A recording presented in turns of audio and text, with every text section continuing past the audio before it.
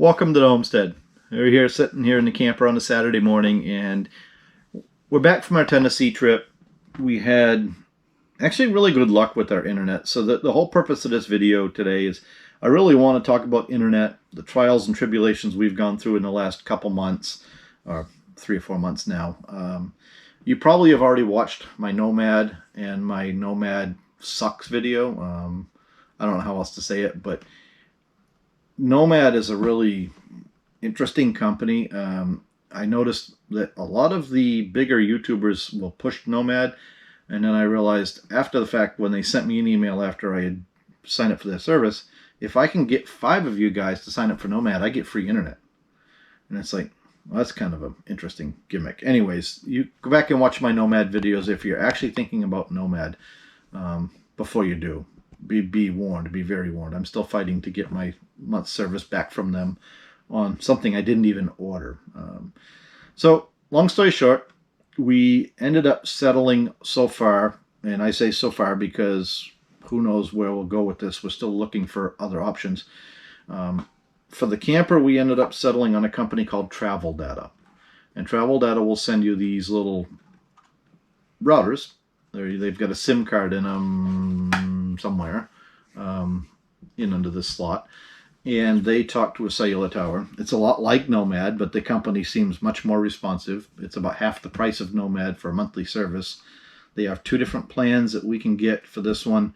I think one of them is $80 a month and it's a high-speed plan. The next one is like $40-something a month and it's a little lower speed. Still should be fine for email, streaming video, things like that. Maybe not for a couple people doing voice over IP, etc., etc. So we've got that. And what we settled on in the house is a similar product from US Cellular. So US Cellular is our cellular carrier of choice here in where we live in Maine. It's kind of the only one that really works at our house, and the tower is like right there. That is, I think, $75 a month for unlimited, basically, internet in the house. We've been running that now for 2 months, I believe, in the house, and it's worked well. And to be clear, we had the device. I got the device 4 years ago, actually, and used it in the old camper. And we've used it off and on when we had troubles. Our internet here at our residence was basically, my mother had a house in town that had cable internet, and we shot that up the hill to a friend's house using microwave dishes from Ubiquiti, and then we shot it from his house to here using microwave dishes, and that actually worked very well. We got full speed, we had no issues.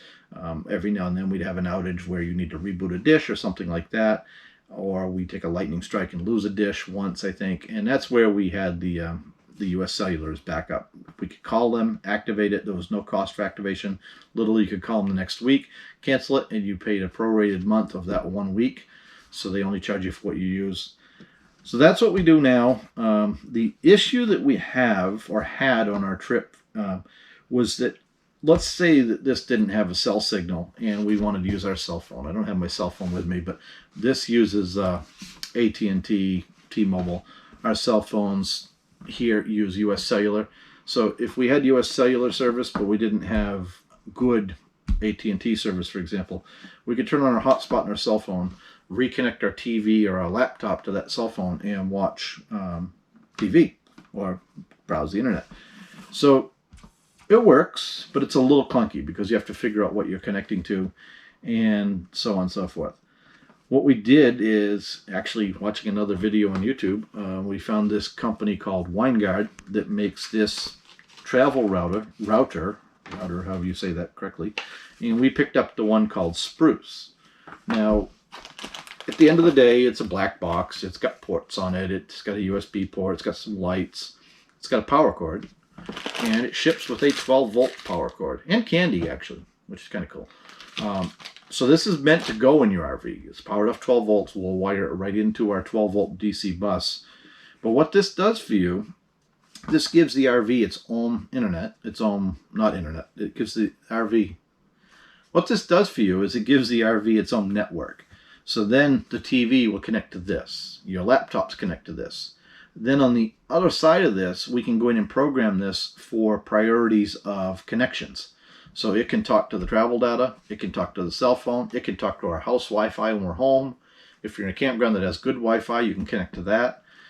And it's very easy to use, which is why we picked this up. It's not terribly expensive. I think we paid a little over $100 for this. You can do it other ways, like we had in our old camper. We had a Ubiquiti NanoStation Loco M5, I think it was, and that would go out and talk to an internet. So, like if we pulled in a campground, I could plug that into my laptop. I had to know the IP address. I had to change the IP address of the computer to connect to it. Then I could log into that. I could look for Wi-Fi signals. I could connect to one. Once I connected to it, I could change all the IP addresses back on the computer and plug that into my router, and everything worked. But it was about a 30-minute process, and you had to be an IT person to do it. This is just a real simple web page. You log into this, and you tell it to connect. Hey, I'm at the KOA, and they have Wi-Fi. We'll connect to that.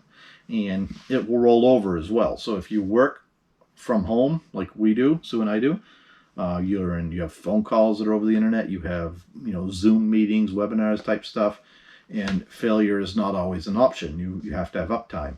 So what this will also do is if you're in that case, we could have this as our primary, this is our secondary, and even maybe a campground Wi-Fi is a third option, and they're all rollover. So if this loses its power, it automatically starts pulling data from this one, and you don't even notice it.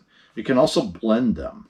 You can take both internets. So let's say this is only getting like 1 megabit per second, and this is getting 1 megabit per second. It can blend them together and give you 2 megabits at your computer. So there's a lot of value to that. We'll probably do a follow-up video on setting this up and using it, and there's probably a lot of other options. This is just what we settled on after a couple weeks on the road and basically struggling here at home as well with internet. We live pretty rural here, and there is no cable internet. There is no DSL available to us.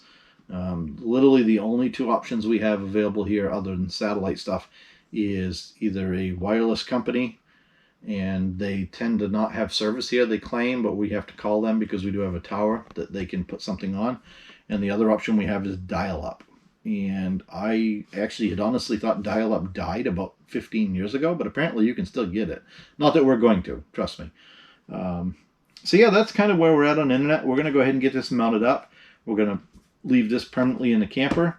And then the travel data, I'm still unclear exactly what we're going to do with that because we're not traveling all the time.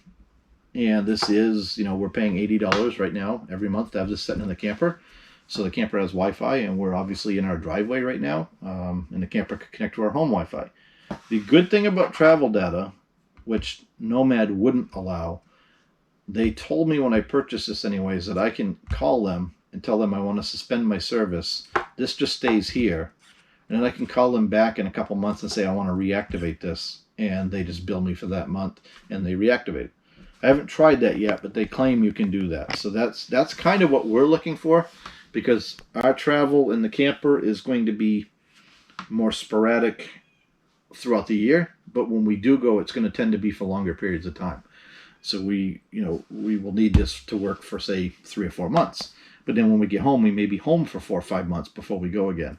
So we'll keep you posted if we do anything different moving forward.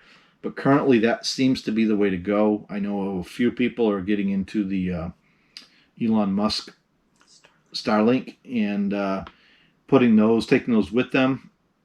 And we'll show you the U.S. Cellular box here in just a second.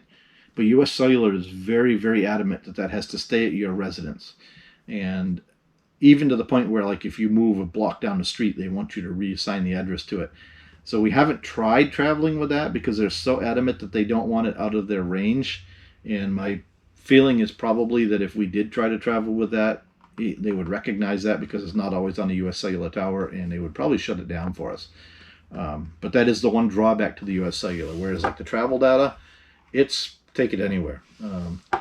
I do find that this type of system is, so what these companies do is they buy SIM cards and they connect to another network. So like Travel Data doesn't own a cellular network. They buy SIM cards and make contracts with people like T-Mobile, for example.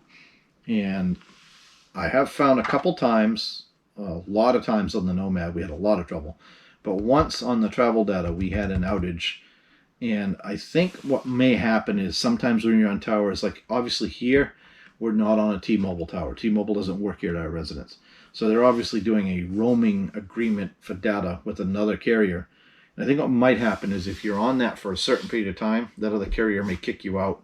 And a quick call to travel data, they do something magical on their computer and it starts working again. So that's the only issue we've had with that at all. And I think that's solely based on roaming data where you're using something that is not a carrier. Like you could go into Verizon, for example, and get a Verizon hotspot. Or you could go into AT&T and probably get an AT&T hotspot. We chose travel data because it seemed a little more appealing because we don't have either one of those carriers available to us here at home. And this, we wanted to try and see how it worked across the board where it is a non-carrier product. And so far, we're pretty happy with it. So if you got any other ideas or suggestions, leave them down below. If you use something interesting for internet like this, got some suggestions for us, we would love to hear them. We've thrown a lot of money at internet in the last probably couple months. And it's kind of like throwing Jello at the wall to see what sticks. And so far, we've had limited success and limited failure. So we're sort of in that point where we're not really extremely excited about our internet, but we're also not upset about it. I mean, it works pretty well. Right now we're paying somewhere around $150 a month for the two different plans. But like I told you, this one here is solely for the camper. We don't even use it for the house. So I need to look into disabling that. So yeah, that's about it for now. We'll bring you back with another video after we've got this all working and we've had a little bit more time to play with all these different things, and maybe we'll give you maybe we'll do a video on how to set this up and program it and show you how the rollover and stuff like that works in it, because these I think are going to be a really handy addition to anybody that travels and has multiple points of internet. So yeah, thanks for watching. Don't forget to like and subscribe.